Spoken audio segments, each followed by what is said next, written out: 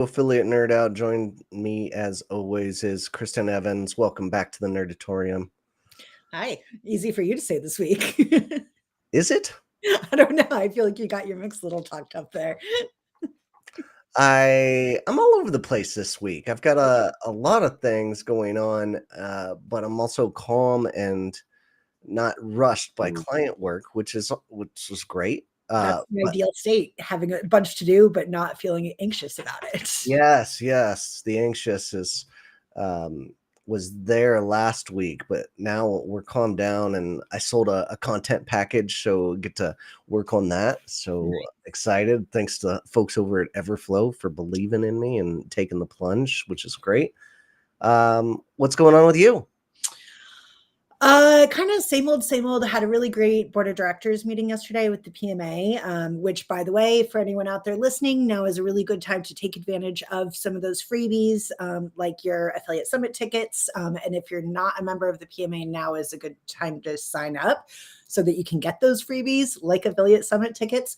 But yeah, we had a really good meeting yesterday, and this year is my last year on the board. I actually roll off after 6 years on it, which is insane and wild. And it was funny because the conversation got a little bit, like Trisha got emotional because Jim and I are both rolling off this year. And then that kind of devolved into this conversation about how, and Trisha said this is not me, but she's like, everybody's just so attractive. And I just read a study about how more attractive people are in leadership. And it's funny because that's an actual study, and I'm going to give you the link to share. But apparently, generally, like, leadership is attractive, and people who are under them can tend to be a little bit less so. But like objectively attractive, right? Like not subjectively. But I just thought the correlation between those two is hilarious for some reason. And the fact that we spent, a good 10 minutes talking about it on the board of directors.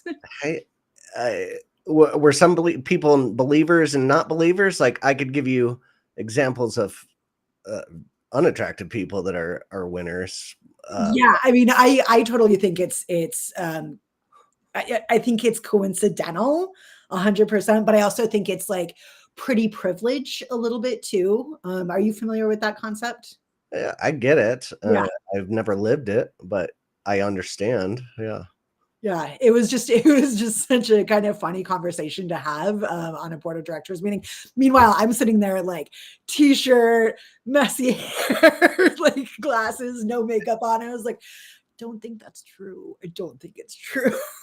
But I just thought it was a really funny and interesting conversation. But the study is actually kind of fascinating. Like that's what I think is really like, okay. And I'll share it in the comments so that people can take a look for themselves. Sick. So the PMA board, you have to take a year off before you can come back in. Is that the thing? Yeah, I do. And I don't think Trisha is going to give me a choice. So I will be joining a council in the interim because I can't not stay involved. But yeah, it's kind of wild. Like I didn't realize it had been 6 years. And when I think about that, like that's been so long in my career. I mean, I joined it when I was at my first agency, and I've been multiple jobs since then. And that entire time I've been on the PMA. And I think one of the things that, I'm really realizing learning is that the PMA was such a huge support system for when I was going through some of those turbulent times. Just like having the access to people, having kind of the information, like what's going on, where am I going to go for a new job, how is my imposter syndrome, like all of those, and that community, just having the Slack channel and the connections to people it was really integral in helping me through, and then being able to kind of get me to the point that I'm at. Yeah, I mean they've been great at helping me as well and forwarding my career, and I've taken some time off the board myself, and I think it's time to get back on there. So one thing I wanted to do is last time you were up for a vote and I was up for a vote, I wanted to do a smear campaign between the two of us where you would have a campaign and then I'd just run Eviscerate me. and I really want to do this next time around. So, Well, I think so. I know for certain there's going to be 2 board spots open, and I feel like there's going to be at least a couple of others. So I honestly think that you and Nick should both run. I'll do it with Nick. That's a great Well, idea. yeah, then you can do that. But I also think like you guys would both provide such good voices for the PMA. And like, especially with the group that's on there right now, I think that's a really complimentary kind of set. I think it would be really, really impactful. So yeah, do that. And also Nick, this is me voluntolding you. Oh, is it on? Is there like volunteers or what? Yeah, it'll be coming up soon. I think we're getting election information out in like December or something. But yeah, it's usually like nominations start going out like November, December, and then the vote is usually in January with the new board beginning end of January or beginning of February. So I could be completely wrong on that timeline, but it's usually like that time period. So yeah, start getting your campaign ready, bud. Okay. I'll work with you to put something together. Yeah. We'll ruin Nick together. I might have to play devil's advocate for both sides, though. middle ground. Yeah, that might happen. Well, anything else going on this week? I mean, I don't have much. I heard back from the job opportunity that I was really interested in, and they said that they didn't disqualify me, but they gave a cryptic message of like, we might be hiring internally instead. So And that was such a process for you too. it really was. Took a lot of hours to like put that together, but I think it's definitely worth it, and it gets me more prepared for the next role that I'm looking for. So not a total loss, but just a little sad. Yeah, I'm sorry to hear that. They're a mistake. I'll bounce back. Yeah, we'll be fine. But in the meantime, content's making magic happen here. So I sell a few more of those, and maybe I won't get a job. Who knows? Like, let's try to keep making this affiliate dream happen. yes, I mean, I just keep trying to make it happen. Also, I've been passing around this concept of going to conferences and making user-generated content for them. Just kind of like what I've done for Affiliate Summit last few years, but branching out to others and just trying to get compensation to cover my costs to go in the conference, learn a few things, and spread the good word about what they're doing right and wrong and stuff like that. You get media passes to conferences? Have I you can't. You should. Yeah. Yeah. Oh, you should go to something like E-Tail as well. Like it's in Palm Springs, which I love Palm Springs. you love Palm Springs? I love Palm Springs. Said no one. What? I love Palm Springs. It's fantastic. There's really good food there. Like I love it there. I'm kind of surprised that you don't.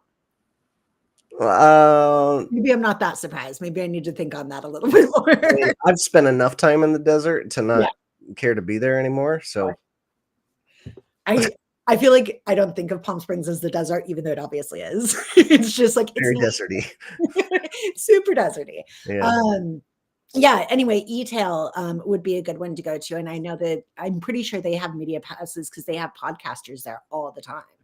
Like the Story of a Brand podcast goes there, and a couple of other like big like brand focused podcasts go. So that might be a good one to explore. And they definitely talk affiliate there. I've spoken about affiliate there with Wade. And I know that Awin's been in the past, and DMI Partners and a couple of others. So there's definitely an affiliate presence, but it would be something that's like, you could help them kind of expand into affiliate a little bit more and spread a little bit more awareness about that. All right. Yeah, Elena put a affiliate related conference list. I don't know how much work she did to like put this together, but she has the best list and I'm just hitting these guys up at this point, trying to see if I can't make something happen there. And maybe we could do this as a team together someday too. Like I need and switch off as cameraman. Mm-hmm. Messing around with people, it'd be good. Well, I have my little travel microphone and my tripod that I got for Portugal and never used. Oh no.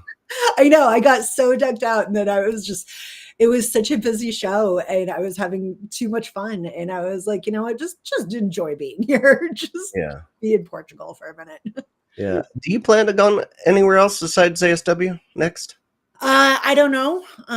We have a family trip to Hawaii that we're planning for I think the February break, and I haven't planned anything beyond that. So I would like to go somewhere, and I'd love to go somewhere overseas, but it's I think we'll figure that out.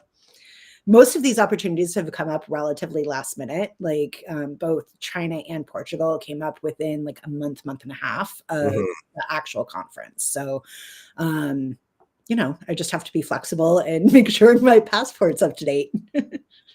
I was talking to Matt Ferry just earlier this week, and Oh yeah, he went to Shanghai recently. yeah, he Yeah. went there and he said that there's just so much opportunity. People just Mhm. don't know what they're doing. And I remember you saying that same exact concept when you went there. Yeah, 100%. I mean, I think that the more that there are events there and the education is being shared, the more likely that action will be taken to really focus on those China out brands. But I think that there's still so much education and understanding on like what consumers are looking for it to really be super productive. But the education is kind of the fun part you know Okay. I mean that's true for me. I'm pretty sure that's true for you, is like just teaching people and coaching them Yep. and helping them understand is that's the fun part. So I'm always happy to support in that. Mm, I need to update some course materials. Um, Call of the week. Have any good calls this week? Anybody stand out? Nope. I did I even talk to anybody new this week? No, I had all client calls this week. It was one of those weeks that was heavy on the client calls though, like Okay. just a lot of them. All right. My call of the week was Frank Chen. Okay. I never met him before, but just one of those people you talk to, you have 15 minutes plan and it goes 45, and Well, you just keep nerding out about things and like just vibing with him. We might do something, we might not, whatever. Like he's in the industry as well and doing same kind of content and agency life and hustling, and I just like what he's doing. So we'll see what comes of that. But I guess that's it for the week. yeah. Kind of a boring week. Kind of a calm one, yeah. All right. Maybe somebody do something out there in the world to make headline news.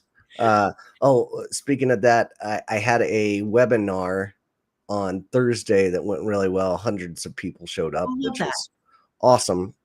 Did Uh, you see that Sephora launched their own affiliate platform to rival like ShopMy and LTK? I did not hear that. I'll share Okay. that link as well, but that should be interesting. I think I was talking to Steph Robbins about it, and I think she said that Target and Walmart and a couple other brands have done something similar recently. So I was kind of curious about it. Like, I wonder, if the integration is like a white labeling of a platform. We've obviously seen brands do that in the past, and I'm also curious to see how it's going to do for brands that sell through Sephora. I know that Mhm. we've had an affiliate program in the past, but is this going to alter that landscape at all? So it's definitely one to watch. Interesting. I had some more traction with Kim Murray at Virality Boost as well.